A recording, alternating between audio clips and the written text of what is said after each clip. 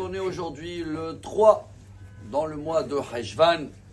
Apparemment, il commence à demander la pluie aujourd'hui dans les autres pays qui ne sont pas en Israël. Nous, on avait besoin de demander un peu à l'avance. Mais on est synchronisé ici aussi, il va pleuvoir un petit peu. Et on est toujours synchronisé avec la paracha. Il y a beaucoup de gens, je ne sais pas s'ils le disent en rigolant, mais ils prennent des vacances ce Shabbat parce que la paracha, elle s'appelle Vayetse Yaakov. Il est sorti, il a quitté la ville de Beersheba. Par contre, la destination de vacances, elle n'est pas la même. Yaakov, il est parti vers Haran, Syrie. Aujourd'hui, je pense que même ceux-là qui vont en vacances, il vaut mieux d'éviter d'aller en Syrie. Et chers amis, regardez comment c'est beau.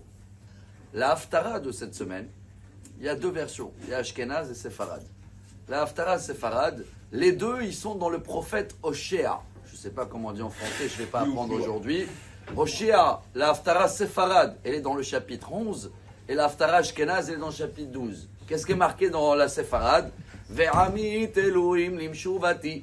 Ve'el'al ikreu yahad lo yeromem. Bon, Elal, c'est aussi l'avion, ça c'est pour les vacances. Mais ça parle un petit peu de Israël qu'il essaye, nous, le peuple juif, des fois de sortir, je ne vais pas dire fuir, parce que l'Haftara des Ashkenaz, elle est le chapitre 12, et elle commence par Vaïvrah Yaakov. Yaakov, il s'est sauvé, et il est parti travailler pour Rachel, etc. Quelle est la différence entre il est sorti, c'est la paracha, et il est parti, où il s'est sauvé? Et voilà notre message d'aujourd'hui, Rabotai. C'est beau, parce que quand Yaakov il est parti à cette mission, c'est pas marqué Vayelech Yaakov. En hébreu, quand tu dis Vayelech, ça veut dire il est parti, mais il doit revenir. En grand, ça s'appelle fuir. Je suis pas bien avec cette situation maintenant, donc je vais la quitter, mais je vais la reprendre. Que Yaakov, quand il est parti à la mission, c'est Vayetse. C'est quoi Vayetse? C'est pas il est parti, c'est il est sorti complètement de l'endroit où il était. Et pour nous, c'est très important. On a vu que dans la dernière génération avant Mashiach, cité dans le Talmud 2 fois, Sanhedrin, car on est 98, Sota, 49.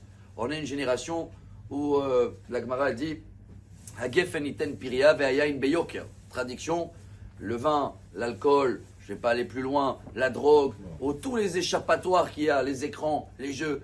On est dans une situation où on a envie des fois de se sauver de la réalité, se sauver des problèmes. Et Yaakov, il nous dit non, ce n'est pas la solution, chers amis. Il ne faut pas sortir, se sauver d'un problème, le laisser et revenir après. Il faut savoir sortir ça veut dire régler les missions et pas les pousser et pas essayer de les fuir. Dans la Haftara, quand on regarde en arrière, quand Yaakov il est arrivé, il avait compris qu'il avait fui en fin de compte.